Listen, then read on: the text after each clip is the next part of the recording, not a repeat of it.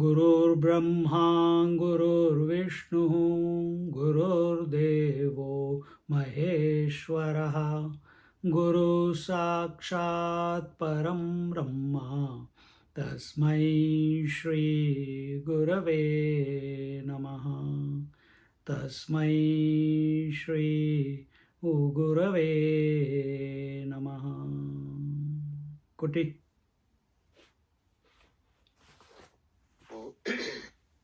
वर्णानाम् अर्थसङ्खानाम् रसानां छन्दसामपि मङ्गलानां च कर्तारौ वन्दे वाणी विनायकौ भवानी शङ्करौ वन्दे श्रद्धा विश्वासरूपिणौ याभ्यां विना न पश्यन्ति विद्वस्वान्तस्तमीश्वरम् वन्दे बोधमयं नित्यं गुरुं शङ्कररूपिणम् यमाश्रितो हि वक्रोऽपि चन्द्रः सर्वत्र वन्द्यते सीतारामगुणग्राम पुण्यारण्यविहारिणो वन्दे विशुद्धविज्ञानो कवीश्वरकपीश्वरौ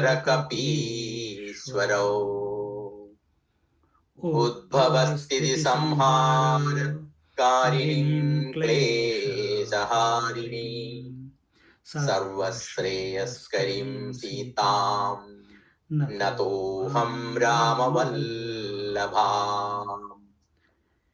यन्मायावशवर्ति विश्वमखिलं ब्रह्मादिदेवासुरा यत्स्वत्वादमृषैव भाति सकलं रज्जौ यदा हे भ्रमः यत्पादप्लवमेवमेव हि भवां बोधेस्तितीर्षावताम् वन्देऽहं तमशेषकारणपरं रामाख्यमीशं हरिम् नानापुराणनिगमागमसम्मतं यद् रामायणे निगदितं क्वचिदन्यतोऽपि स्वान्तः सुखाय तुलसी रघुनाथगाथा पाशानिबन्धमतिमञ्जुळमातनोति पाशानिबन्धमतिमञ्जुळमातनोति रामाय रामभद्राय रामचन्द्राय वेधसे रघुनाथाय नाथाय सीताया पतये नमः सीताया पतये नमः. We are in Adhyatma Ramayana and chapter 5 verse number 53, and we are looking at Ahalya's Stuti. Ahalya Stuti, right? Is that correct? Ahalya Stuti. So we can just chant from verse 43 till 53 and then we will begin. Ahalyovacha Aho Krutarthasmi Jagannivasate Padabja Sanlagna Raja Kanadaham Sprushami Yat Padmaja Shankaradibhi विमृग्यते रन्धितमानसै सदा अहो विचित्रं तव रामचेष्टितं मनुष्यभावेन विमोहितं जगत् चलस्य जस्रं चरणादिवर्जितः सम्पूर्ण आनन्दमयोऽतिमायिकः यत्पादपङ्कजपरागपवित्रगात्रा भागीरथी विरिञ्चि मुखा पुनाति साक्षात् स एव मम दृग्विषयो यदास्ते किं वर्णयते मम पुरा कृतभागधेयम् मर्त्यावतारे मनुजाकृतिं हरिं रामाभिधेयं रमणीयदेहिनं धनुर्धरं पद्मविशाललोचनं भजामि नित्यं च परान् भजिष्ये यत्पादपङ्कजरजः श्रुतिभिर्विमृग्यं यन्नाभिपङ्कजभवकमलासनश्च यन्नामसाररसिको भगवान् पुरारिः तं रामचन्द्रमनिशं हृदि भावयामि यस्यावतारचरितानि विरिञ्चि लोके गायन्ति नारदमुखा भवपद्मजाद्याः आनन्दजाश्रुपरिषिक्तकुचाग्रसीमा वागीश्वरी च तमहं शरणं प्रपद्ये सोऽयं परात्मा पुरुषः पुराण एकस्वयं ज्योतिरनन्त आद्यः मायातनुं लोकविमोहनीयां धत्ते पुरानुग्रह एष रामः अयं हि विश्वोद्भवसंयमानाम् एकस्वमाया गुणबिम्बितो यः विरिञ्चि विष्णवीश्वरनाम भेदान् धत्ते स्वतन्त्रः परिपूर्ण आत्मा नमोऽस्तु ते राम तवाङ्घ्रिपङ्कजं श्रिया धृतं वक्षसि लालितं प्रियात् आक्रान्तमेकेन जगत्त्रयं पुरा ध्येयं मुनीन्द्रैरभिमानवर्जितैः जगतामादिभूतस्त्वं जगत्त्वं जगदाश्रयः सर्वभूतेषु संयुक्त एको भाति भवान् परः ओङ्कारवाच्यस्त्वं राम वाचामविषयः पुमान् वाच्यवाचकभेदेन भवानेव जगन्मयः. And here we are in the Ahalya Stuti. She is singing the glory of our Ramchandraji. This is the event where she has been touched by Ramchandraji by his feet.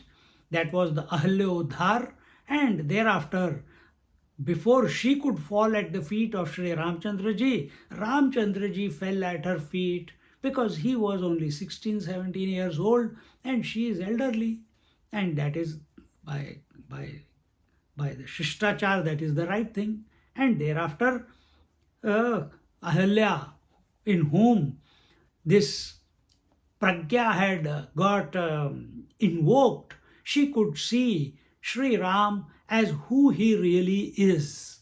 He is none other than that Narayana, Sriman Narayan, and all the words.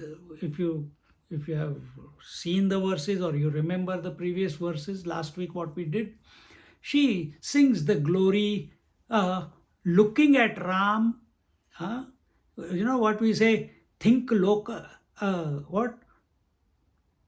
Function locally but think totally. So that is her vision here. She is looking locally, which is Ram in front of her, but her attention is on his true nature, which is the totality, which is the Hiranyagarbha, which is the Lord Ishvara himself. And this is the art how we must function in our life. You must be on the ground, but your mind must be in the totality, in the Lord. And that is the best way to integrate your system. That is the yin and yang, or the head and the heart, or the left brain and the right brain. Complete synchronicity comes about when you function in this way. 100% inspiration on the ground and 100% inspiration, contemplation, feeling at one ment with the totality that Ishvara is, the Atma is, or the Paramatma is, whichever way. Not just merely a picture in your head of the Ishvara as Narayana or as Shiva or whatever. No, the principle that one alone is expressing as the material and the efficient cause of the whole universe. He is the creator. He is the material which has gone into the universe, and he is the creator of the universe. Nimitta upadan karan. How he's pervading in every atom, how he's pervading in every mind, how he is the one who is functioning behind every ear, nose, breath, arms, legs, every body, how he alone is the every Atma in every being, let it be human or gods or devtas or the asuras or all the animal kingdom in the universe. The life that is expressing is only that one Ishvara, his reflection. Keeping this in mind, we function at the local level. And this has come about in Ahalya Mata. What were the conditions that came about? Because of the curse that she was given by her own husband. We saw that story where Indra came and took advantage of her, and he came in the guise of her own husband. Someone's audio is on. Whose audio is on? Okay, now it's okay. So yeah, so she takes advantage, and he takes advantage of her, and then when Gautam Rishi comes back, and the fake Gautam Rishi, who is none other than Indra, he is coming out of the kutia, and immediately he curses curses what do you call, Indra, to become a leper. The curse is, may your body ooze from 100 holes in the body, and that is leprosy. And he curses, because even gods cannot stop from desiring. You see, this unique opportunity that human being has. Either he can be an asura, a materialistic fellow. He can be God, where hunger, thirst doesn't affect him, old age, disease, and death doesn't affect him, and he is ever youthful, but can satisfy all the desires. There in heavens, he can satisfy all desires by merely thinking. As asura, he can satisfy all desires by looting and all other means. But the problem remains in the devta, means the demigod realm, heavens, or the nether worlds, or on human birth. Everywhere desire is the game. The whole creation has come out of desire only, kama. And therefore, so kamayata bhavyam praja prajayeti. So kamayata, he desired.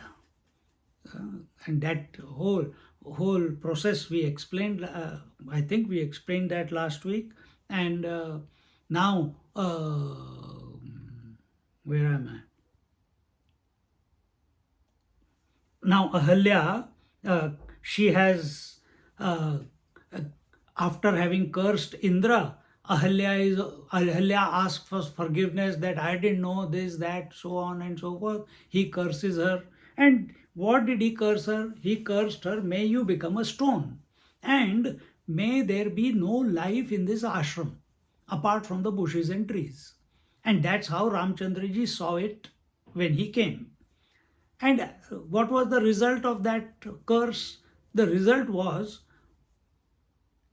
firstly, she was a stone.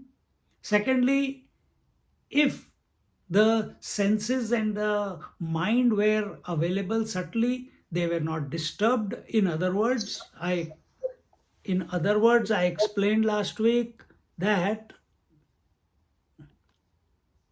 बंद कर दिया हाँ. I explained last week that stone means you have to sit still. That is stone like. And if we take it subjectively, and what was she? There were no chirping of the birds, no animals in the ashram, meaning that her senses were not disturbed by unwanted sound. So we have to, not physically, but we must remember the Lord so intensely in our heart that we become unconcerned about the body. Body automatically settles down. Our senses are not disturbed. And what was she doing in that, continuously in that one position of the stone for so many years? She was chanting Ram. And there Gautam Rishi had, when she said, please give me a way out, don't just curse me into a stone, he said, yes, take Ramchandraji, who is none other than Lord Narayana, who will incarnate on earth. When he is passing through here, he will touch you by his feet and you will come back to your original form. And that's what exactly has happened. And we come to this present moment where Ramchandraji has touched her with his feet and fallen at her feet. Then she has fallen at his feet, taken circumambulation around Ramchandraji. And now she is singing. She's singing, she's praising, the words are emanating out of her mouth as to what her experience is at that moment. And that is this Ahalya Stuti that we are looking at. And here we are at the 53rd verse.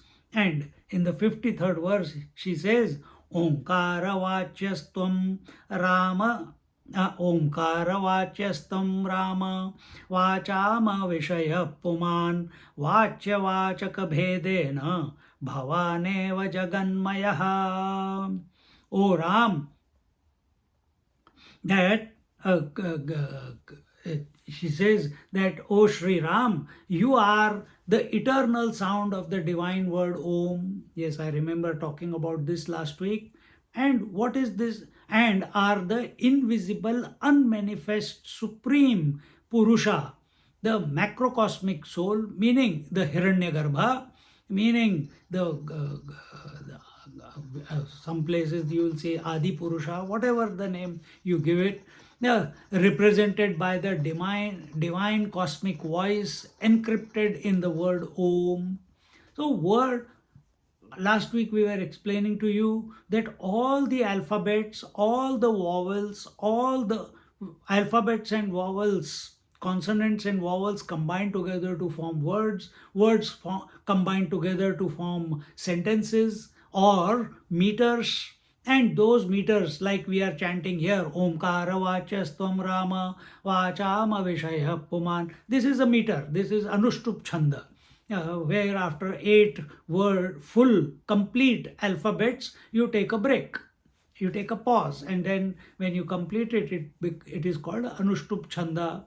That is the way of chanting. And so similarly in Ramayana, when you say there is a Chaupai, there is a Chandas, there is a, and here also when we were chanting, where are we? Which one it was? Prasannatam yana gataabhishekasthatha Bhishekatah tatha namamle vanavasa dukkhatah mukhambuja Shri Raghunandanasya me sadastu sa manjula mangala prada. This is another meter. Yet there is another meter. यस्यांके च विभाति भूधरसुता देवापगा मस्तके भाले बालविधुर्गले च गरलं यस्योरसि व्यालराट् सोऽयं भूतिविभूषणः सुरवरः सर्वाधिपः सर्वदा सर्वगतः शिवः शशिनिवः श्रीशङ्करः पातु माम्. This is another meter. And this way there are many different meters within the Sanskrit language. But what's the point? The point is, all these words, what is their source? We say all the meters have come because of words. Words have come because of consonants and vowels. Consonants are struck sound. This is a struck sound where two things come together, meaning two vocal cords join together, hit against each other, rub against each other. There is a friction. Whereas the vowels, they are not struck sound. Nothing is touching. Oo, nothing is touching. E, nothing is touching. So in all the vowels, they are the natural sounds, and the consonants, they are the unnatural sounds, struck sounds, because they are coming from duality, whereas vowels are coming from, they are finer, they are more refined sounds compared to the consonants. And what is their both source? Their both source is the Om as we know it. The Om which is written, Omkar, another name of it is Pranava. And this Omkar, according to our scriptures, according to one Upanishad, it is the natural sound of the creation. And if you close your ears, you can hear the part, not the Om. And when you take Mandukya Upanishad, there it is taken, the Om is broken, can be pronounced also, looked at as U and Ma. Is creation, U is maintenance, and maintenance, and Ma is destruction. Or is waker, U is dreamer, dream experience, and Ma is the deep sleep experience. So similarly, keep following the system as I'm taking you back. So waking and dream are manifest sound. Deep sleep are manifest experiences, and deep sleep our experiences and manifest, where mind is not there. In dream there is mind which is very fast. In waking the mind is a bit slow. Slow means we can deal with everything. So both are, when mind becomes invoked, it becomes activated, then we get waking and dream. When it is unactivated, it is deep sleep. Then what is samadhi? Samadhi is where you remain awake in deep sleep, that is samadhi. So if we can bring about a condition wherein our mind is thought free and we are awake, that is samadhi. Dharana, dhyan, samadhi. Samadhi, initially savikalpa samadhi, then nirvikalpa samadhi. And while we are chanting, and for that, how do you get to that point? You get to that point by chanting Om. See? And when the Om concludes, that sound is the continuous sound of the creation. Where did that, and is the creation separate from the divine? Is the creation separate from the Lord? Think. When you think that way, no, we already told, Ishvara is the material cause and the efficient cause of the creation. So if the sound of creation is the unstruck, unbroken, continuous, homogeneous sound of Om, that is the sound of that is the speech of the Lord, that is the speech of the Ishvara. See. First came the word, then from the word came the creation. You don't know the creation without any word.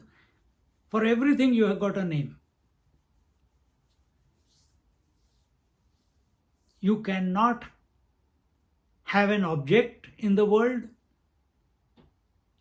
experience in the world, event in the world, or I just put one word, object in the world, without having a name for it, some expression for it in your mind. Excuse me. If we have to, and if we have a word in our mind, there will be a corresponding object in the world. See, this is how you create your own reality. If you keep saying, I am good for nothing, I am good for nothing, if whatever I start, I never succeed, whatever I start, I never succeed, so be it. Tathastu, that is what will happen to us. If we say, no, everything is hunky-dory, कोई दिक्कत नहीं है, बढ़ते चलो, बढ़ते चलो, बढ़ते चलो. What's next? Let's deal with that. There's no time for repentance. There's no time for regrets. There's no time for backbiting. There's no time for manipulation. There's no time for depression for such a person. Badhte chalo. He is full of, a child is full of life. He is not thinking about how many times I have fallen. He's thinking, I want to walk, I want to run, I want to cycle, I want to swim, I want to fly. He has got no time to think about how many times he has fallen. Exactly the same way. When we chant Om, Vaikhari, Madhyama, Pashyanti, Para, we come to it will automatically infuse you. This is from our point of view. Ahalya is not telling all this. I am telling because that Omkar, it demands that attention. When we start chanting Omkar loudly, not mentally, loudly, it will start infusing you with so much energy. And what will happen to that energy? Energy knows only one way to go. Wherever your attention is. Naturally, it is going upwards, but if your attention is downwards, it will go downwards. So if your attention is, you're chanting Om, Om, Om, and your attention is, I want to start another business, I want to buy a big house, I want to get a more expensive car, then if you become single pointed on Om, all those things, because all that energy is going towards this, because you have learned how to focus, you have learned how to concentrate, you have learned how to be single pointed to the exclusion of all other thoughts in your mind. When that single pointed mind is applied on material world, wife, husband, children, anything you put on, that will come to you. That will be achieved. But while chanting Om, becoming focused on Om, attention is put on the Ishvara, you will be one with the Ishvara. You can get Sarupya Mukti, Salokya Mukti, Sayujya Mukti, whatever. If your attention while chanting Om is that, hey, Om is representing the Paramatma or that Ishvara who's none other than the Atmic self that I am in essence. And that is what I want to know. Atma Sakshatkar, Aham Brahmasmi. And towards that, keeping that as the goalpost, keeping that as the destination, knowing there is no destination, still for the mind we have kept that goalpost and we are chanting Om and directing all the energy towards understanding what that goal means, what does it mean, Aham Brahmasmi, what does Om actually stand for, all that will start revealing itself from inside. See? And such Om, such, here when he says Omkara Vachastvam Rama. O Sri Ram, that Omkar, this sound of the divine or the eternal sound of Om itself is your speech, and it is invisible. Why? Because I told you it is continuous sound that is emanating the universe. Just some months ago, someone sent a what you call, a probe towards the sun, and they have captured the sound of the sun. And what does it say? Om. Some WhatsApp was going on around, some attachment. Its sound is Om. See? And in this way, and you are, O Shri Ram, you are the invisible, unmanifest Supreme Purusha. She is recognizing what? That he is the Purushottama, Uttama Purusha. He is the best of the bestest, meaning he is the greater than the greatest. Purushottama Yoga, the chapter 15 of Bhagavad Gita, is the Uttam. Uttam means the bestest person. Every person in Sanskrit, when you talk about I, subjectively, so third person is when I'm talking to you about someone else. Second person is when I'm talking to you, you are the second person. And who is this person? He is not the first person. In Sanskrit, there is no first person. Nowadays in Sanskrit, they teach it as first person. But who is this person? When you talk about yourself, Uttama Purusha. You are the bestest. You are the most important. In everyone's mind, you are the most important. But she is also recognizing that he is the soul of the universe, that he is the heart of the universe. He is the, words are different, heart, soul, Atma, all means the same only. So he is the Atma of the universe. And last week I think I explained to you that Atma expresses as such, another name for it is Satchidanand Swarup. And how is he Sat, how is he Chit, and how is he Anand? In all the inert objects of the world, all objects are existing. So that existence, the bottle is, the lamp is, the book is, this isness is the existence aspect of the Paramatma, of the Atma. Then among the animals, life is expressing, no doubt, but that possibility of knowledge that life is expressing is present in humans. There it is automatically is going on. So wherever now from a mosquito till a human being, why only from a mosquito human being? From an amoeba to Brahmaji the creator.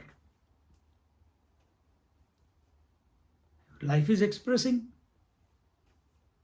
Life, that consciousness is expressing. Consciousness is knowledge.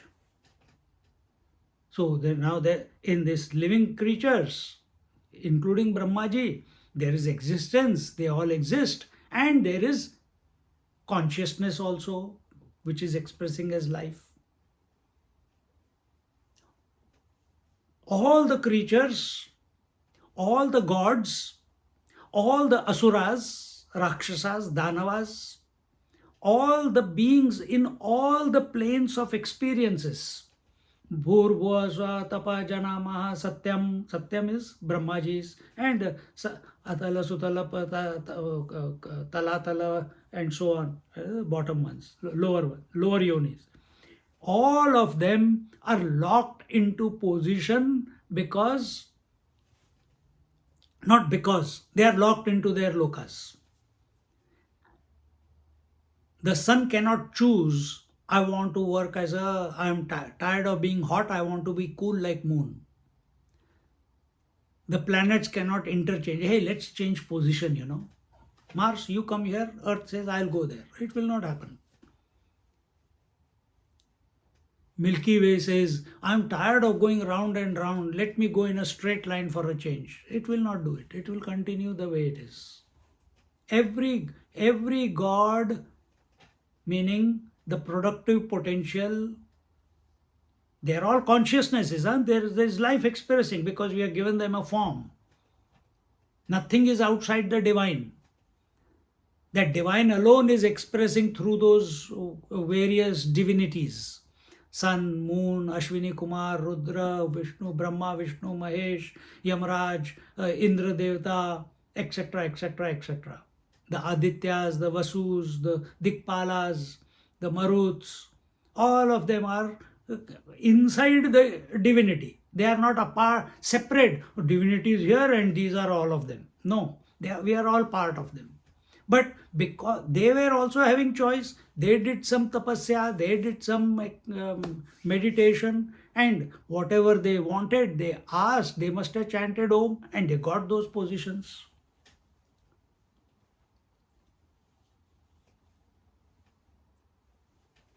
But you and me and Ahalya, being born as on the earthly plane, we have a choice. And that choice is whether we want to be like the asuras from the lower worlds. We want to be, are we aspiring to be in the heaven like the gods, like the divinities? Or we are seeking oneness with the Narayana, we are wanting to go to the Loka of Narayana or Kailash, or we want to go to Satyalok. When our attention is on some experience, when I am still keeping this distance between myself and the Ishvara, and I feel that I have to do some sadhana to reach the Ishvara, then that is called a step-by-step liberation. Then it is called step-by-step liberation. Because I'm not able to give up the duality. I'm not able to give up. I'm not able to understand how that divine Sri Ram, that Narayana and me are one and the same. How I am a part of him, I'm not able to understand. And for me, the realization means being one with the Lord, merging into the Lord, or going to getting his form, or going into his abode and living there. This is the highest heaven. But in all these, whenever we have a goal of the Lord, there is rebirth again. Ram also comes in every cycle of creation. Krishna also comes in every cycle of creation. But when you take them as the eternal Ishvara, then the story is different. And the ultimate vision that the Om can present us or take us or help us realize is that Narayana alone is the formless divine Paramatma, Brahman, because Brahman is formless, infinite reality is formless. How can I interact with formless? I cannot interact with formless. I cannot interact. For interaction, some form is required. And the first form is the form of Ishvara. Then the next form is when that Ishvara's Shakti, Ishvara's Maya becomes Trigunatmika, then from Ishvara himself as if expresses as Brahma, Vishnu, Mahesh, and all the other divinities which are maintaining this universe for us. Space, air, fire, water, earth, sun, moon, etc., etc. So that Ishvara through his Prakriti or alone has become this whole creation. So Om can also bring us to that point where we recognize that I am one with the Ishvara. Ishvara alone is the formless, attributeless reality, the Brahman, the Paramatma, and that Ishvara alone is the whole world through his Prakriti.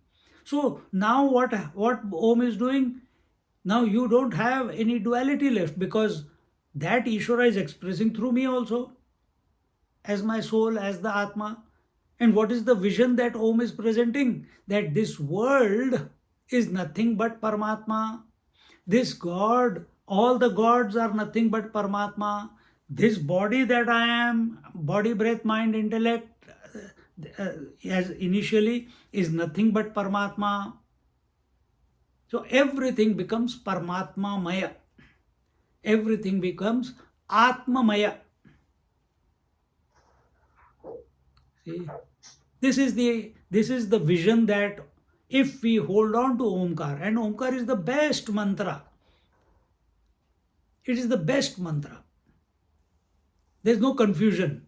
Should I chant Ram, or should I chant Krishna, or should I chant Shiva, whom I am feeling like today, and then feel guilty afterwards, and oh, I did not do my mantra of Krishna today, I did not do my mantra of Guru today. Just hold on to Om.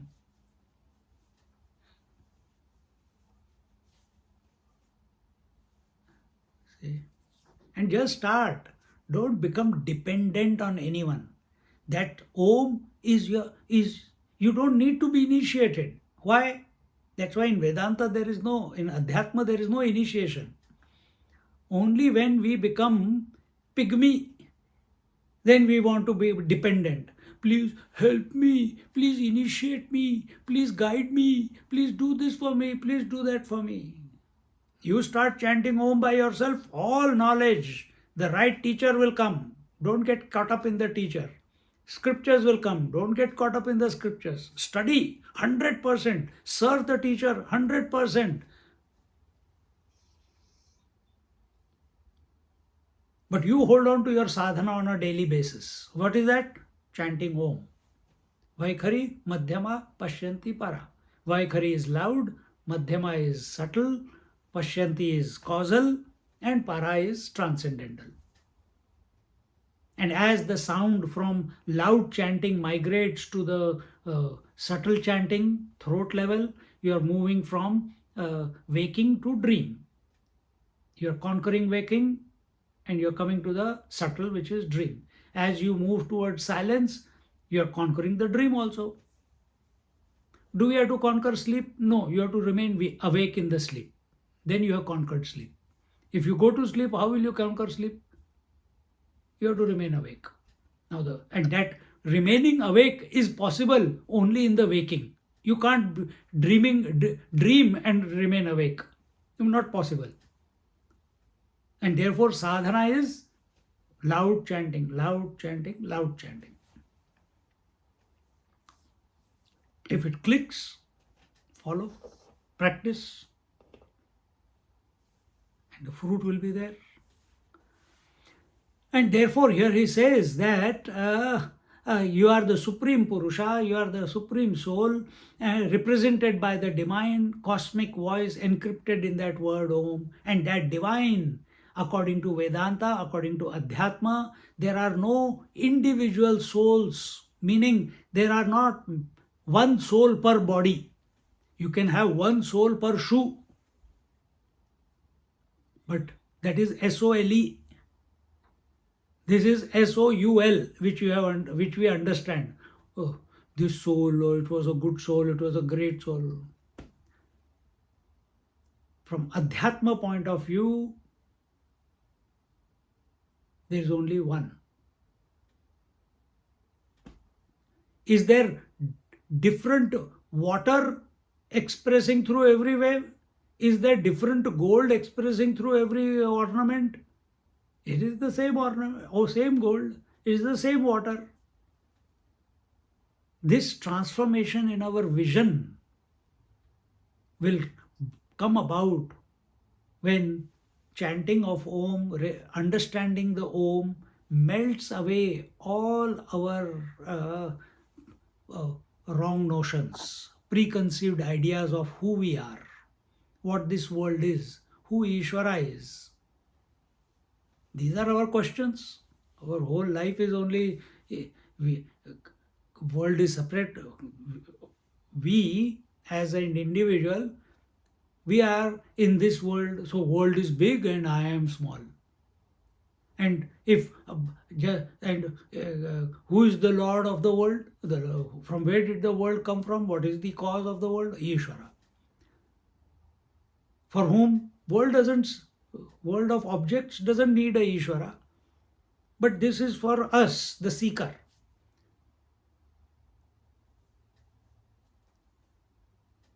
Just as there is something within me, if it is absent, this body is called dead.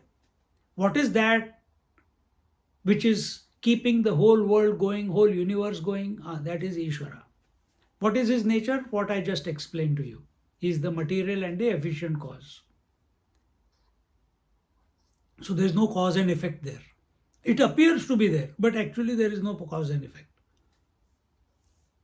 So when we understand what is the nature of Jagat, the world, what is the nature of Ishvara, God, the Lord, what is the nature of Atma, that I am, and when I understand that all these three are actually one and the same, that is called realization.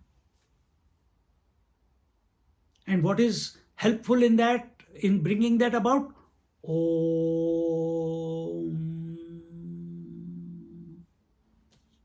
Chant with outgoing breath. Pranavam dirgha uccharyam manorajyam viliyate. If you chant Om with loudly with the outgoing breath, don't focus on in breath. It is automatic. Action is out breath.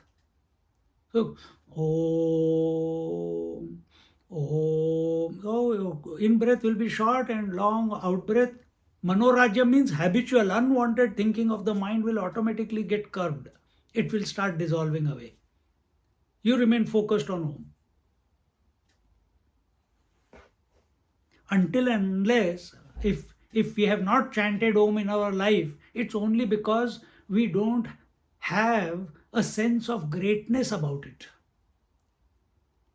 So here when she says, Omkara vachastvam Rama vachama vishaya puman vachya vachaka bhedena bhavaneva jaganmaya. When here she is telling only little bit, I am expanding on it. When you feel, when you listen to this, Shravana Matrena, when you feel the reverence for Om, you start respecting it, then you will start interacting with devotion, you will start interacting with faith. Until unless how will we have faith towards anything? Only when we have respect and reverence towards something or someone. So towards Om, just because someone said it, you can do it. Something will happen. What will happen? Your mind will get single pointed. Automatically knowledge will start sprouting. And your faith will keep increasing. But you might get derailed somewhere along the way. So begin with faith. Understand it is that one syllable. It's not a word. It is not a vowel. It is not a consonant. It is a syllable which represents the formless, attributeless reality, the Paramatma, the Brahman on one hand, and the entire manifest world, all the way from Ishvara up to the microcosm.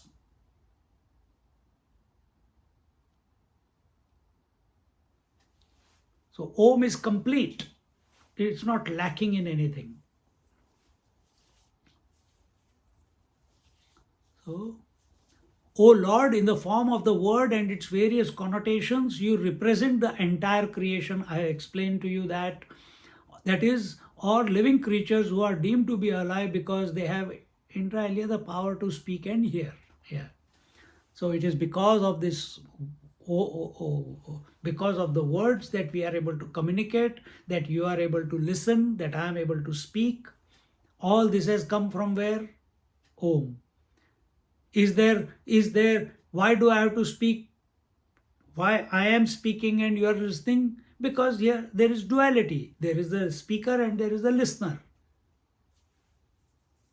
See? So where is this duality? This duality is imagined within the oneness. The duality, the multitude of waves are imagined in the water. Every wave is nothing but water, but appears to be different waves, different oceans. Actually, it's nothing but water. Every ornament appears to be different, but it is nothing but gold. So as we come closer and closer to the essence through chanting of Om, to that extent, the speech, the utilization of the speech to communicate becomes less and less and less and less. And yet communication happens intuitively. Things happen at the right time in the right place while you are still feeling you are an individual. It's effortless living there after that, as you keep going deeper with the Om. Effortless living. It is inspired living, because Om will infuse you with energy.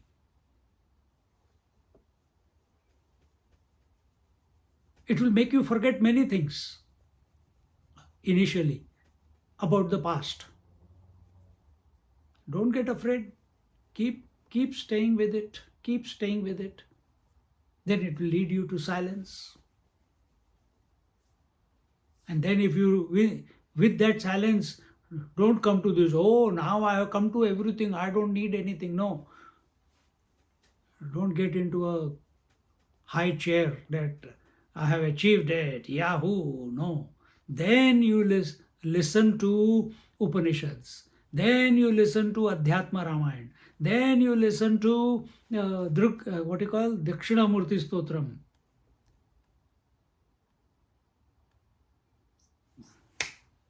Then सब खलास उसके बाद. See, in this manner. So what is this interaction going on? This interaction, Ramchandra, Ishvara playing with himself. On one place he is the speaker, other place that same Ishvara, because he alone is expressing through the speaker. Same Ishvara is expressing through you also. Same Ishvara is expressing through the sun also. Then why are we calling him sun? Because it's a specific name given to a specific expression. If you are the same woman or a man, why someone is calling you mother, why someone is calling you wife, why someone is calling you daughter, why someone is calling you sister? Specific, they look at you like that. So here it is the teacher and here is the student. But what is expressing through the teacher and expressing through the student is one and the same. This we have to recognize. Atmatvena. Karya, 54th verse. Karya karana kartrutva falasadhana bhedataha eko bibhasi ramatvam mayaya bahurupaya. One more verse. Tvan maya mohita dhyas. Tvan maya mohita dhiyah tvam na jananti tattvataha manusham tvabhimanyante mayinam parameshwaram. So what does he say? Oh Sri Ram, karya karana, cause and effect. Karya is cause. Karana is cause, karya is effect. Kartrutva phala sadhana bhedataha. Oh, you yourself manifest or appear or reveal as what I have already explained in gist with the Omkar that is coming now again. That in multifarious forms, with the aid of your multifaceted power, delusionary power called Maya. creating or doing various deeds, becoming reasons, causes for those duties, imperatives, obligations, their results, rewards, fruits, as well as resources, aids, instruments required to fulfill them or carry them out. So remember now, Ram Hridayam, what did Sita say? That Ram does not do anything. Ram has got form because of me. He was born because of me. He is growing because of me. We have to, this is not the language which we use normally.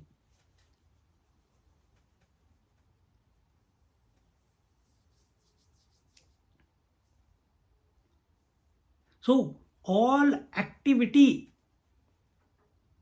Ram is the activity free principle.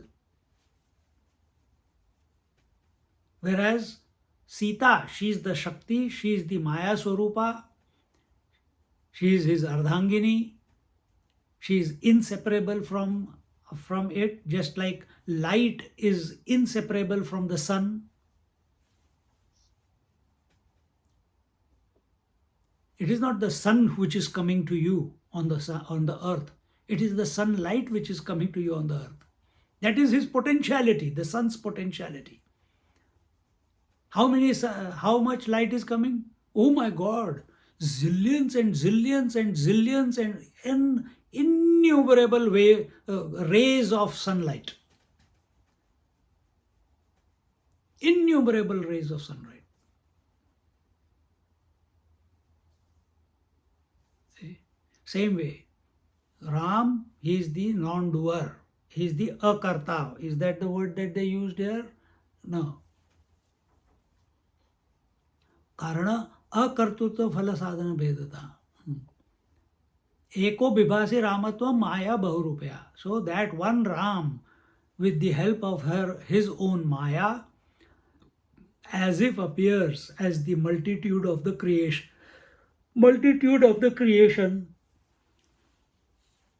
And through that he gives that Maya alone makes him appear. What is that him? He is the Atma. So this Maya is making this Atma, which is none other than Ram, appear as if he is the doer, he is the seer, he is the enjoyer, he is the waker, dreamer, sleeper, he is the father, mother, daughter, sister, he is the growing. See? So all these ideas about all these various roles that are coming out, all these kartrutva that is going on, all the doing, and why do we do something? We do it for some result. So what are we doing? We are seeking. What is the result? Realization. That seeking, that realization, that satsang, that joy of listening to the satsang, all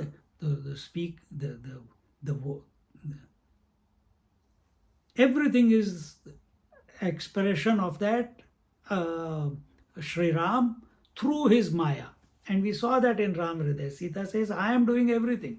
He doesn't do anything. If you have forgotten, please read it again.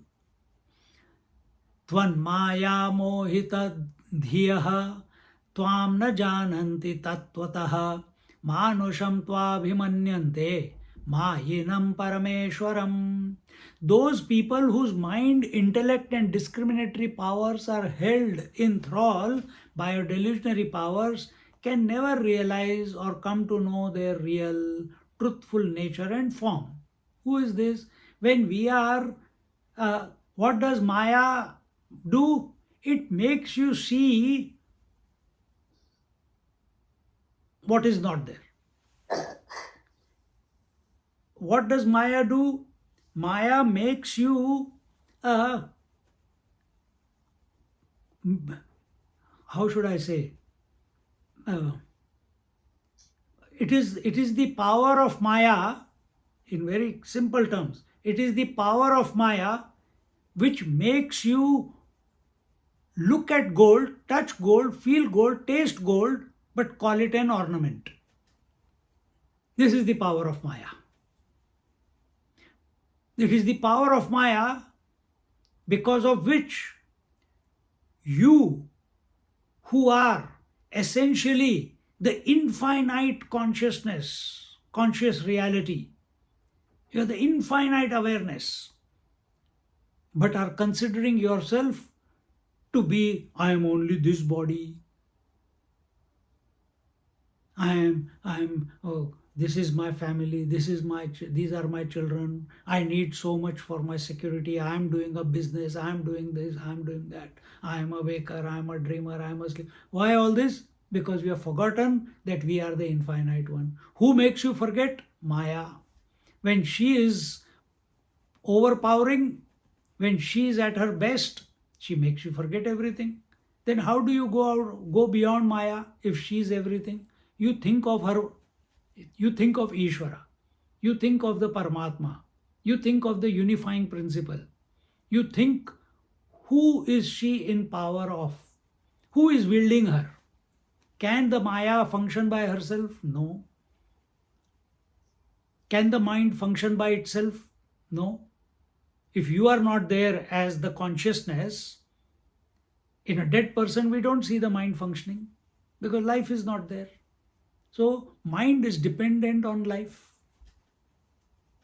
Life is independent. I just came across a person, he's in a vegetative state, eyes open, doesn't recognize anyone, no activity, alive, but mind is not there.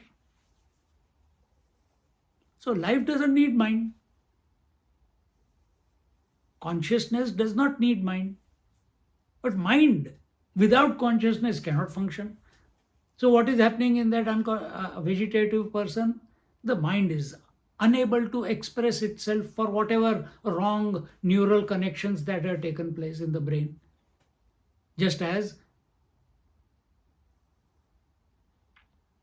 see, so Maya cannot function without Ishvara. Can Ishvara function without Maya? Yes. Why? Ishvara knows that he is essentially the Parabrahma Paramatma. Then what is the difference between the Ishvara and us? This is a good question. Ishvara is the master of his Maya. He is the master of his potentiality. He is the master of his mind, if you want to use it, that word. And what about us? We are slaves of our mind. We are the slaves of our potentiality. It is not that the Atma becomes multi-pointed. It is not the sun which becomes multi-pointed. It is the rays, his potentiality, which spread far and wide. It is not the Ishvara who spreads far and wide. It is the Shakti, it is the Maya which spreads far and wide. It is not the Atma that I am in essence which spreads far and wide individually. No, it's the Shakti, which is our mind, the potentiality which is our mind, which makes the multiplicity appear.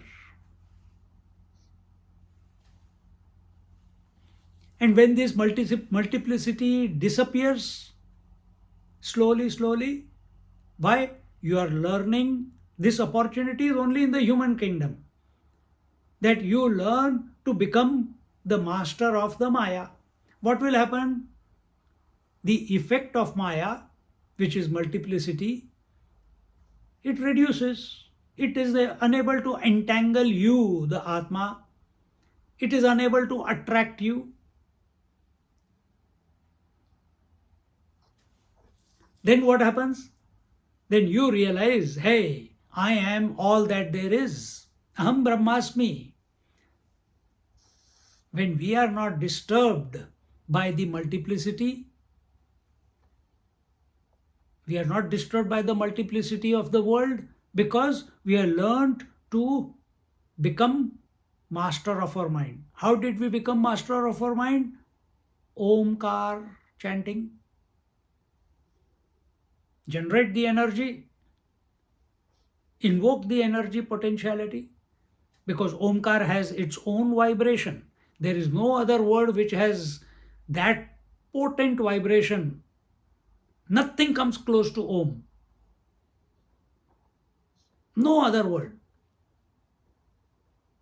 That's why every mantra begins with Om.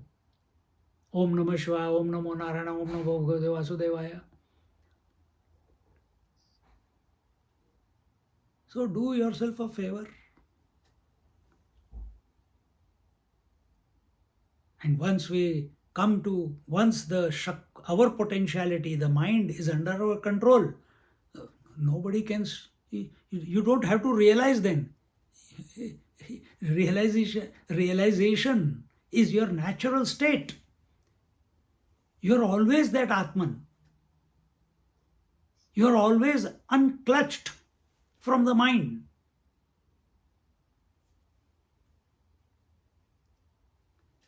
So here she said it is this delusionary power which makes the manyness appear, and all the deeds and cause effect that is going on, and the duties, dharma, adharma. Remember what our Nachiketa asked the question to Yamraj, Lord of Death? Anyatra dharmat, anyatra dharman, anyatra asmat kruta krutat, anyatra bhutacha bhavyacha, yat tat pashyati tadvada. What is that which is other than dharma and adharma, righteousness and unrighteousness? Asmat, what is that which is beyond cause and effect, other than cause and effect? Transcendental to cause and effect, beyond cause and effect. What is that which is other than, beyond doing and undoing? Whose meaning that these opposites do not affect, do not touch that principle. What is that which is other than past and future? That is what it is. That is Sri Ram. So here Sri Ram is not being presented as Kodanda Rama. That is good for your meditation and your devotion. That is also okay. But don't forget who he is in essence. He is the Parabrahma Paramatma. He is the Ishvara.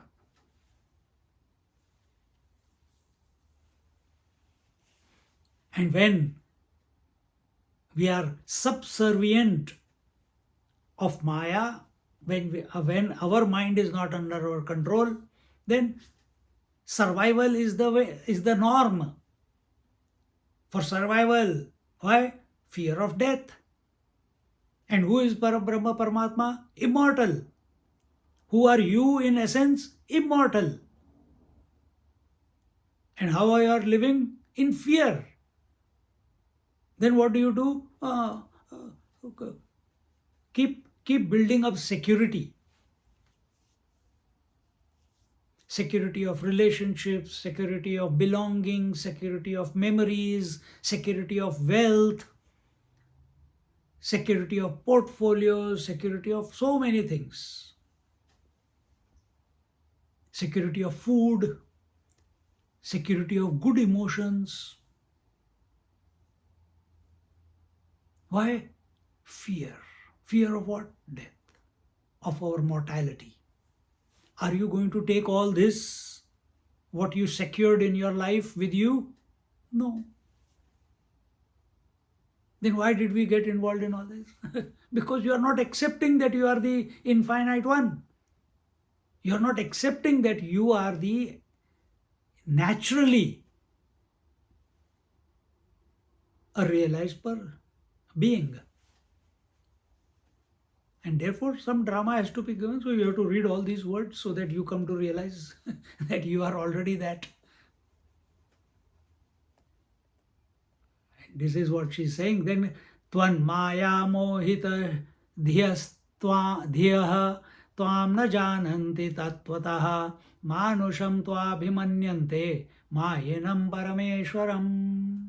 And then he says, those people whose mind, intellect and discriminatory powers are held in thrall by your delusionary powers can never realize or come to know their real truthful nature and form.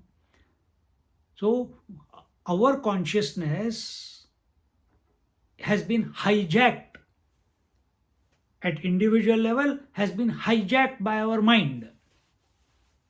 At the totality level, that mind is Maya. Ishvara is not hijacked by his Maya. Ishvara continues to be Ishvara. He allows the Maya to do her work. Do you allow your mind to do its work, or do you interfere with the mind? Oh, you have to do this way. Oh, you have to do that way. Oh, don't do it this way. Oh, I have to go to work. I have to. And I want.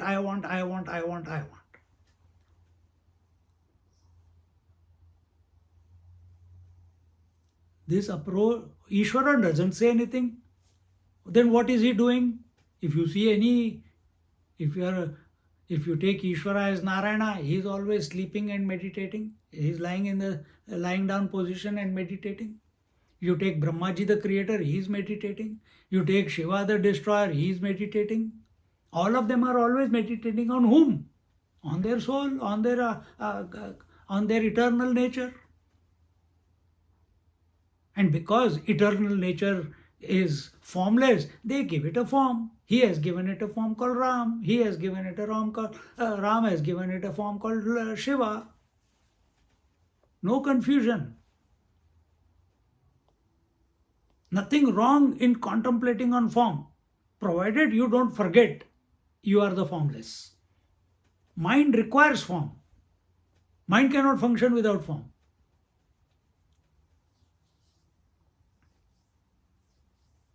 See? So they are not affected by their Maya. Why are you affected?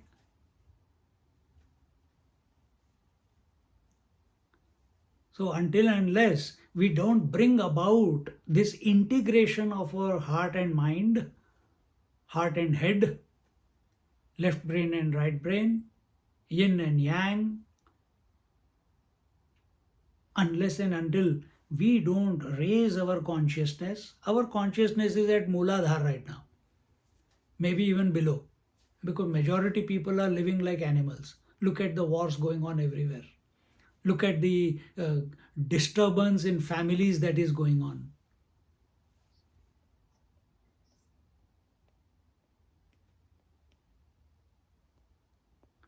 Last 2 days I have come across 2 young girls with 2 young babies,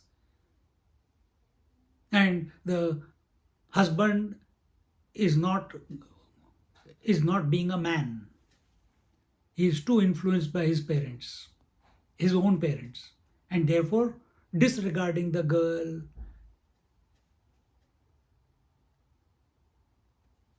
See, it's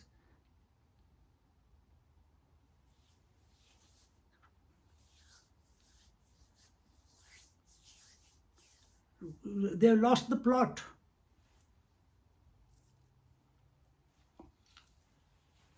So we have to integrate. And integration doesn't come about by mere rituals done on the outside. Doing havan, doing pujas, cleaning the gods, cleaning the temple.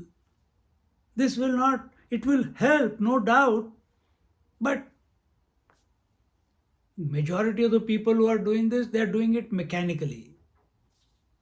Otherwise, all the priests in the temple would be realized. They are taking the name of the Lord so many times during the day.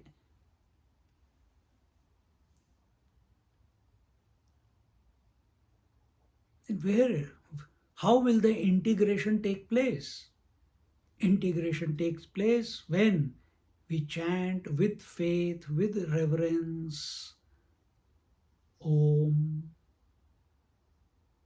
And until unless here Ahalya Mata is telling that those people whose mind, intellect and discriminatory means Vivek is not there. It has been taken away. What are we doing Vivek of?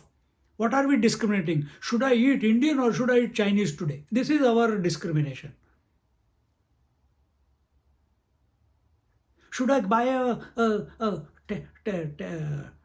10 carat diamond or 20 carat diamond. I don't know if diamond comes like that. I don't know. Our discrimination is this gold 19 carat or 22 carat or 24 carat?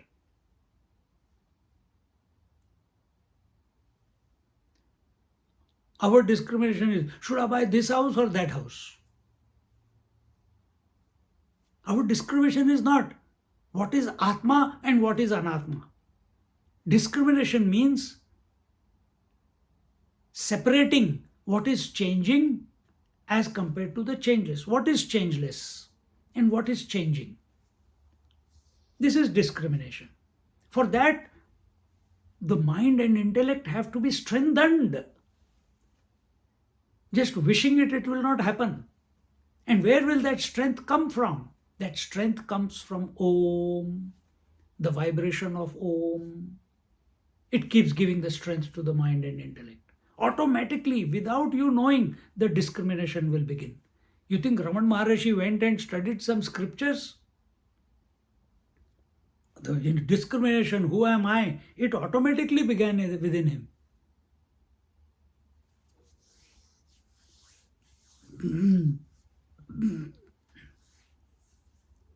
Our Mahavatar Baba, 500-600 years old, he's still there in the Himalayas. He still gives darshan to so many seekers who seek him out.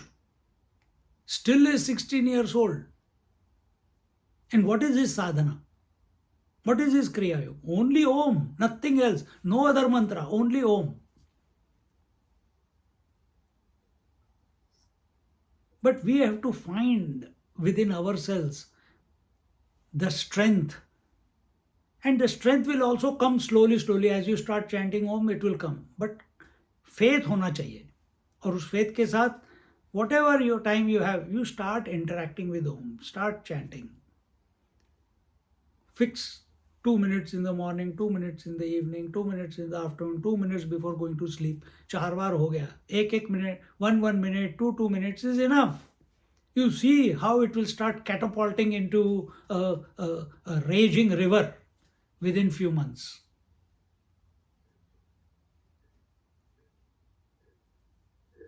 Just make a commitment that I'm going to remember it as many times. I'm going to make it into a default setting.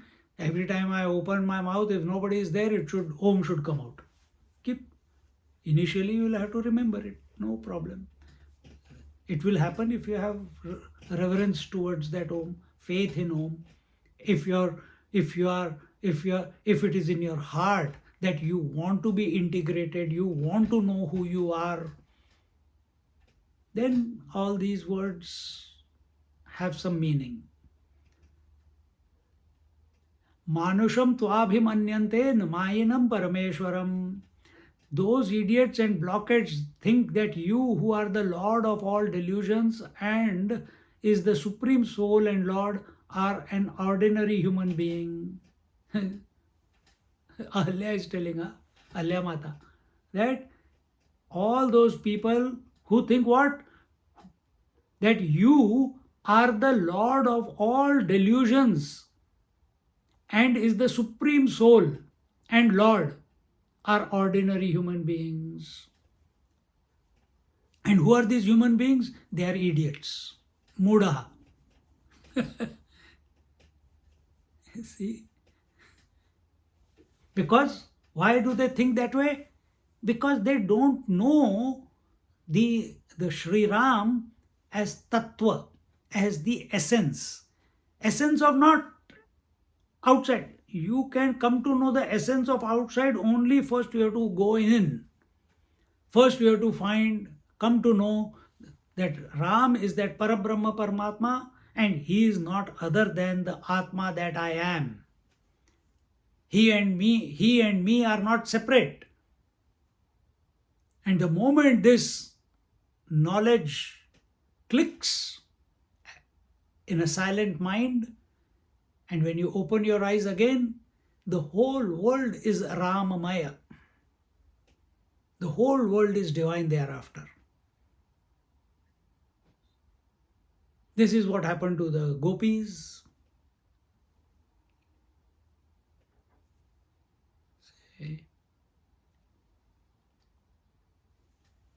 Now some example is taken. Next two verses. Akashavat, where are we?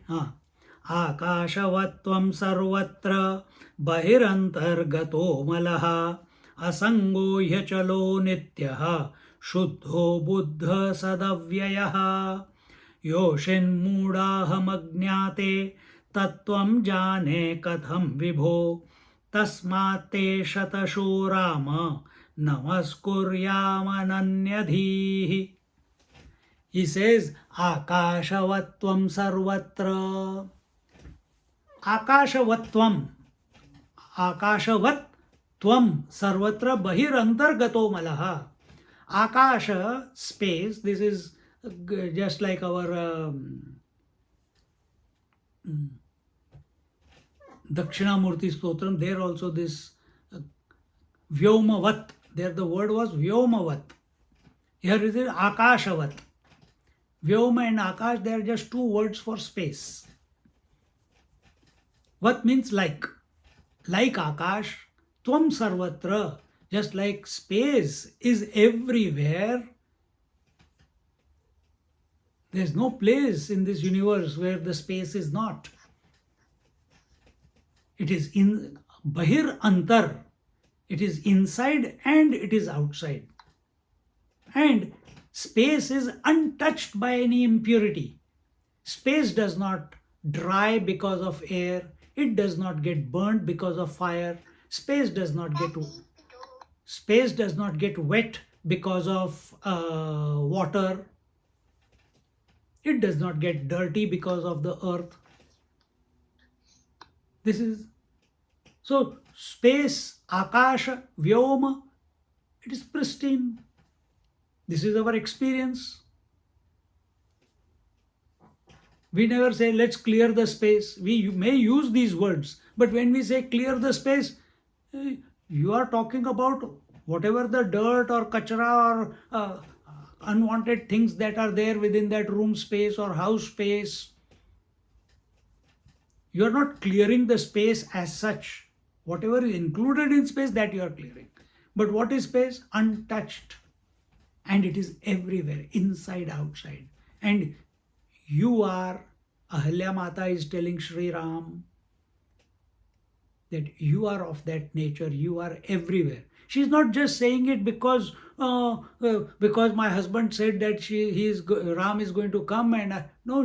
Firstly, she has got her experience that by his touch she came back to being normal, and with that elongated period of Ram Japa, remembrance of Ram, waiting for Ram, chanting the Ram Nam, the purification has come about. And purification naturally brings about this vision to see the divine everywhere. Purification is required. Purification is possible when you become single-pointed to the exclusion of all other thoughts. And that was given in the previous verse, Omkara Vachastvam. So this is a very specific technology, methodology, which is given in the scriptures, whether you take Bhagavad Gita, whether you take Upanishads, whether you take Yoga Sutra, whether you take Kundalini, whether you take Kriya Yoga, any Tantra Yoga, everywhere the focus is on purification. Purification doesn't mean before I was not eating meat, now I'm eating, before I was eating meat, now I'm eating vegetarian food. Before I never used to steal, before I used to steal, now I'm not stealing. This is not purification. You have to understand the principle, otherwise there will be too many things to sort out. So what is the basic principle? From many thoughts to one thought. From many thoughts to one thought. This is the process of purification. Hold on to Ram, hold on to Om. Om Shri Ram, Jai Jai Ram. लगे रहो प्यार से, आत्मत्वेना. So that has brought that all that preparation for so many years, undisturbed, has given her this vision, has brought about. Again, we can put it two ways. On one hand was her preparation, and on the other hand is the grace of touch by the Lord. See? So both when came together, same. So in your case, what will happen as a subjective journey? Your mind is chanting Om, and when Om takes the I to its source, the Atma, you have touched yourself. Once you have touched, once the mind has surrendered to the Atmic self, without going to sleep is only possible, without involving itself into the void and nothingness, it is going to the conscious principle. How? Atmatvena. Then this transformation in the perception, transformation in the vision comes about, and when the vision, you see the names and forms, but you are one with the divine. For you cannot help but be that. There is no other option available. And that is God realization, that is self-realization. And whenever it happens to you, your language will be like this,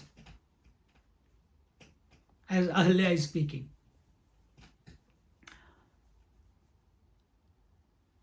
You are present both inside and outside of the space or sky, in all that exists, are pure, faultless, detached, dispassionate, unwavering, stable, uniform, constant, eternal, without a beginning or end, most pure and holy, wise, acclaimed, self-realized, attained one, an embodiment, image of truth, and our imperishable, unchanging principle. All the words are being told. Akashavatvam sarvatra bhairantargato malaha. You're pure, you're faultless. Mala is fault or dirt, and amala is where there is no dirt. Then asango ihachalo nitya shuddho buddha sadavyayaha.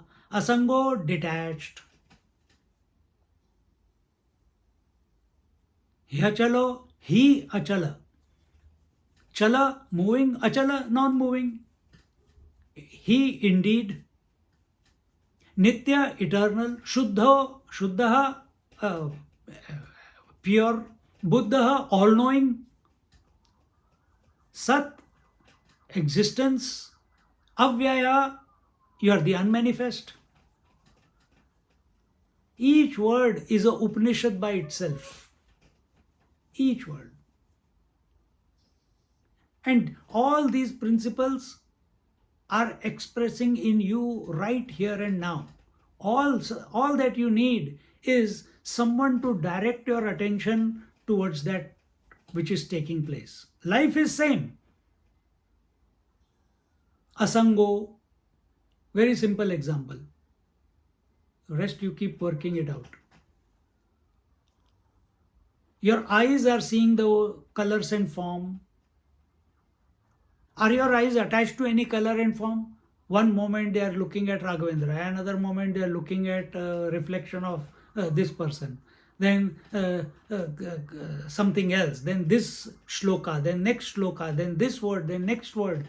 They are not attached to anything. Asanga. So vision is constant. Colors and forms are changing. Space is constant. Air, fire, water, earth are changing. Your vision is constant. All the stimuli is not. If this is the case with the eye, ear, the hearing ability is constant. The words come, the words go. The words come, the words go. The vision has got no purpose with what it sees. The ear has got no purpose to with what it hears. What does it do with the data that comes in that in that interaction? He takes and gives it to the mind. The ear gets the word, gives it to the mind.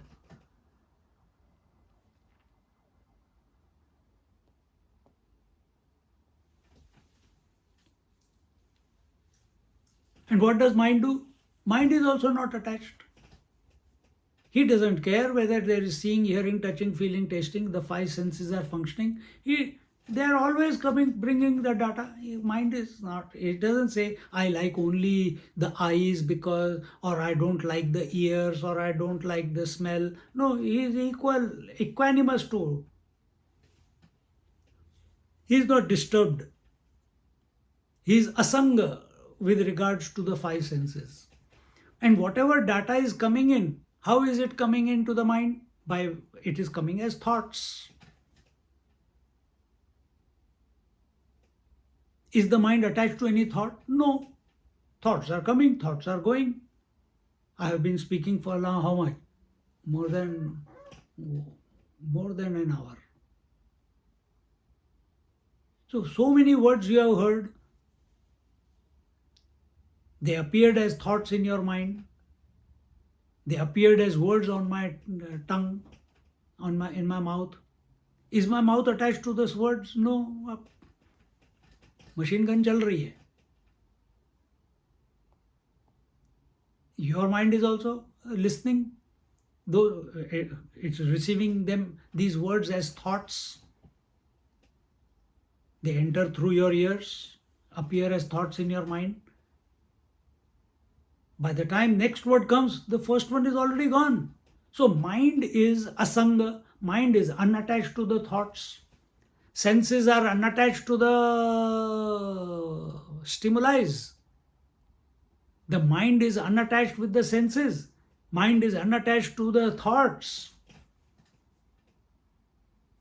Asanga, we are talking about asanga here. Intellect is concepts, ideas, imaginations, decisions. In the child, I could not live without toys. In the youth, I could not live without the opposite sex, thinking about them.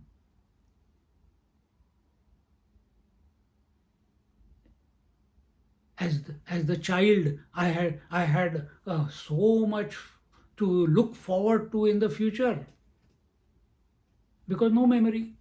And in the old age, I got so much to delve into the past, because only memory, no future. Concepts are changed. Your convictions are determining your personality. So, if you see from your childhood till today, your concepts with which you have lived, just like the allopathic medicine, every 5-7 years, the medicine becomes obsolete. Some new strain comes out, like our COVID also. So they have to go get new one. You need more potency. So your convictions, your notions, where are they? They are not at a sensory level, they are at your intellectual level. Your conviction that I am good for nothing. Now your conviction, I am the best that there is. I am unsuccessful. Now I am successful. Your convictions about yourself are changing. Convictions are also appearing by way of thoughts only.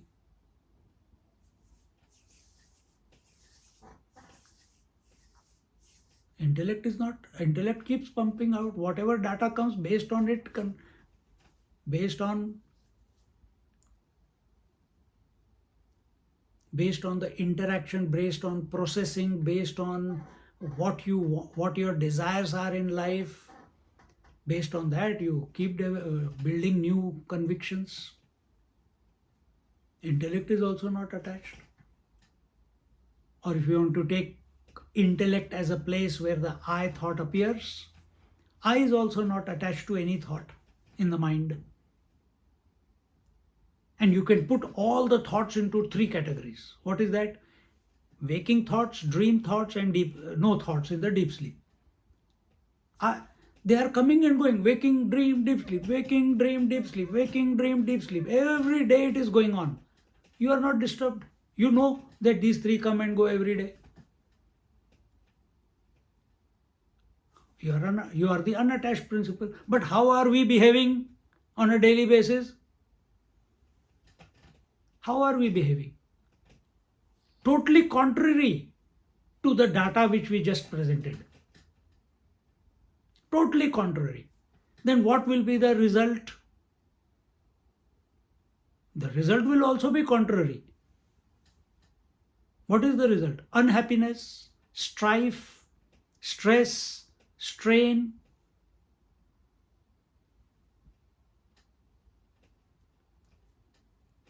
We are not being who we are. We are imagining ourselves to be father, mother, daughter, sister, body, breath, mind, intellect. Then when you have decided that you are this, then whatever, these are not permanent. Body is not permanent, breath is not permanent, mind is not permanent, relations are not permanent. If someone dies, if the wife dies, what will happen to the husband? Husband also has to die along with the wife. Oh, go into depression. Why? Never worked out that I am the Asanga principle.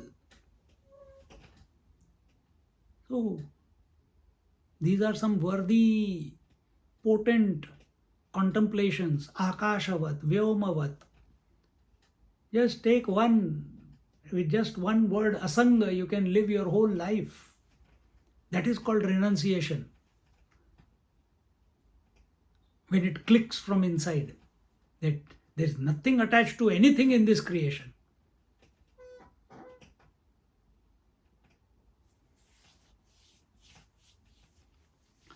Yachala, this Sri Ram, the Parabrahma Paramatma, it is achala, it is unmoving.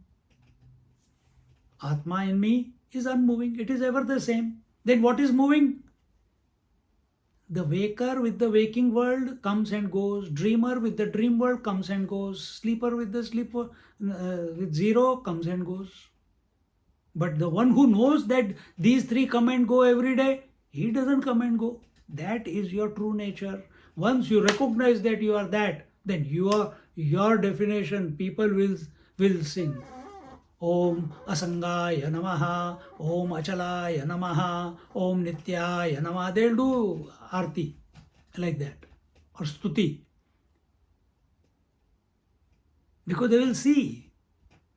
This will be not an disposition which has come under effort. It is natural, effortless expression. And it does not require validity of the people. It does not require validity of the world. Because when you come to this point, the world is existing in its own absence on one hand, and on the other hand, the whole world is nothing but the Atma. The whole world is nothing but Sri Ram, the Lord. This becomes achala, unshakable, unmovable experience, direct experience. This is the direct perception experience, aparokshanubhuti. Without any medium. Direct means there is nothing in between me and myself.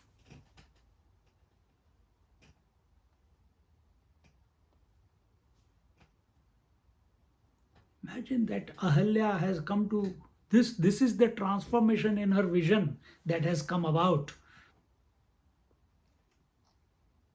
Nitya, eternal.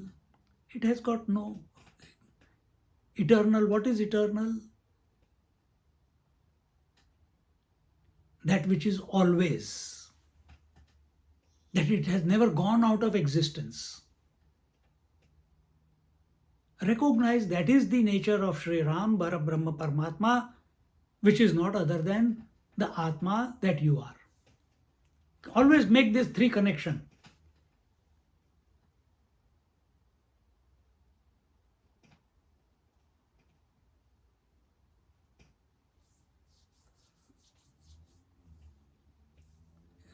Just as the total space, the gross space is a part of the mental space is a part of the conscious space.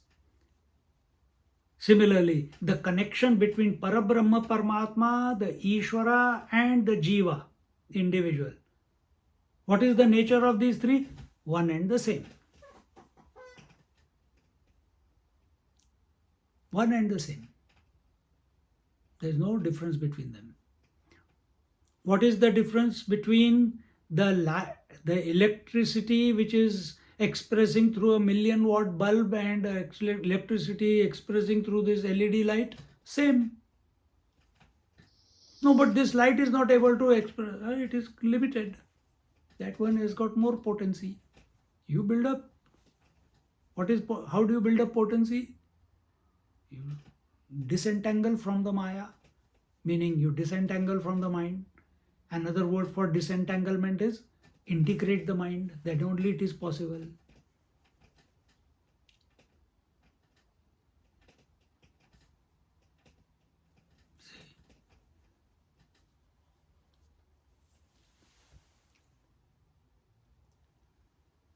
तो क्या next word क्या है? Shuddh is pure, Buddh is all knowing principle, he is wise, acclaimed, self-realized, and Sadavyaya is he has the Avyaya.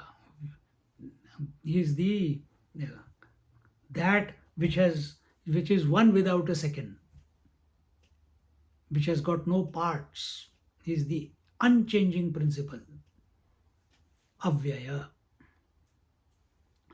Next one, योषिन्मूढाहमज्ञाते तत्त्वं जाने कथं विभो तस्मात्ते शतशो Ram नमस्कुर्यामनन्यधीः.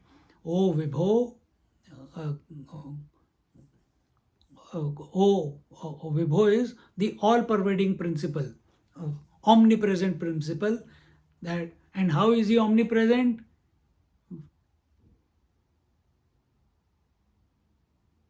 Without moving anywhere, he is everywhere.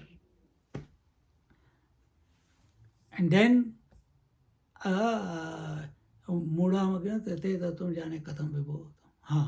here it says that, O omnipresent, O all-pervading, magnanimous, eternal, powerful one, what do I know or how can I understand of the pure essential nature or form or true elementary essence of you, because I am an ignorant and a dead woman.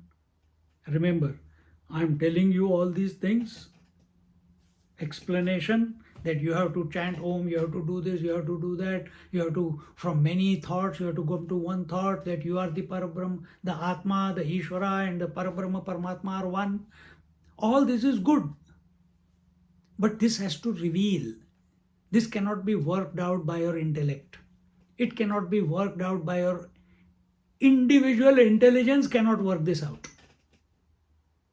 Then what is the solution here? Individual intelligence will make you arrogant.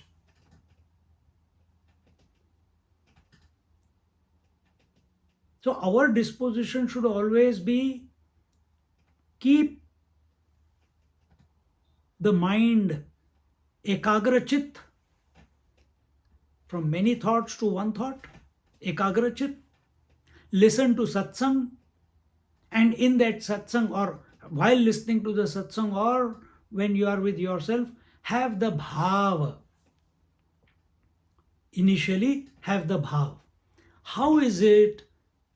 Sahasra Shirasha Purushaha Sahasraksha Sahasrapad. What I just now told you about asangata, unattached, detachment, that eyes are not attached to the color and form, mind is not attached to the breath, to the thoughts, nose is not attached to the breath, intellect is not attached to the notions. Merely intellectualization, no. With bhava you interact with all this. And as we, with that bhav, what will happen? Surrender will happen. You are thinking about, when I am presenting you these thoughts, how to directly experience how to directly experience the asangata. You can work it out at the sensory level, you can work it out intellectually at the mind level. You can see with your intellect that the mind is not attached to the thoughts. You can see that your intellect has changed convictions over your life. You can see the waker, dreamer, sleeper come and go every day. But you cannot see the one who knows. You cannot see the one who knows the Jagrat, Swapna, Sushupti come and go every day. But you are saying it. Yes, yesterday I went through these three. Before also I went through these three. So I know also and I don't know also. This is the conundrum now. And at that point, if you keep talking in your mind, if you keep intellectualizing it, you are moving away from the self. At that time, what is required? Maunam vyakhyat prakatita parabrahma tattvam yuvanam varshishthante vasadrishiganaihi avrutam brahmanishthaihi.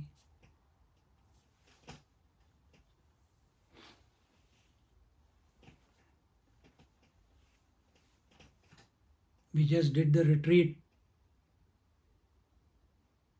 Dakshinamurti, none other than Lord Shiva, is approached by Sanat Kumaras for knowledge. They have gained all the knowledges but not satisfied. And they come and sit in front of Lord Dakshinamurti. And he is remaining silent, eyes open. How is he teaching? There the verse says, he is teaching in silence, and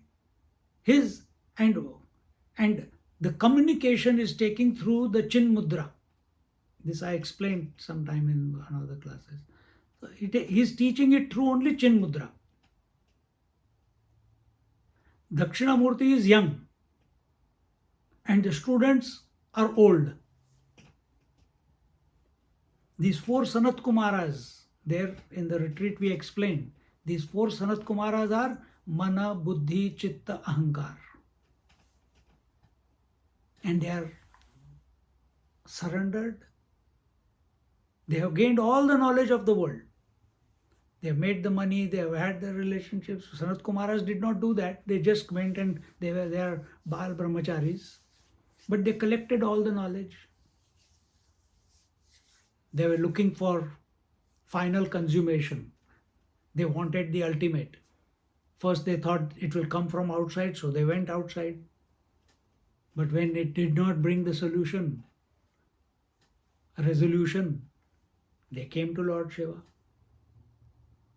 And here Dakshinamurti is young, the students are old.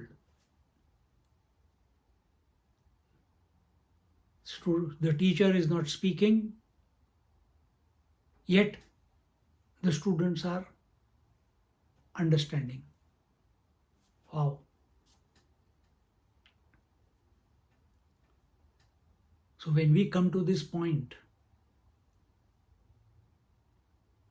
don't keep, when you are in deeply contemplative, when the Om reaches its natural, leads to natural silence, then don't articulate. Don't keep talking in your mind. What next? What is? Why nothing is happening? There is nothing happening. Nothing must happen. There is nothing happening. The only happening is you. That time surrender is required. Surrender doesn't happen just at the last minute. You have to have that mindset that will come only with faith, reverence, respect, greatness of the goal, and clarity of the journey. And all this has just come about by the grace. Never have the arrogance that I am surrendering. No, it is happening by the grace. The consummation is happening by grace. No, I'm going to come to know myself. No. If we keep saying that, we are far away. We are far away from the truth. Quickly we'll finish this. Time ho gaya. We'll stop here only. It's already 8:15. Next week we'll start from verse 57. Om Purnamada Purnamidam Purnat Purnamudachyate Purnasya Purnamadaya Purnamevavashishyate. Om Shanti Shanti Shanti. Harihi Om. Shri Gurubhyo Namaha. Harihi Om.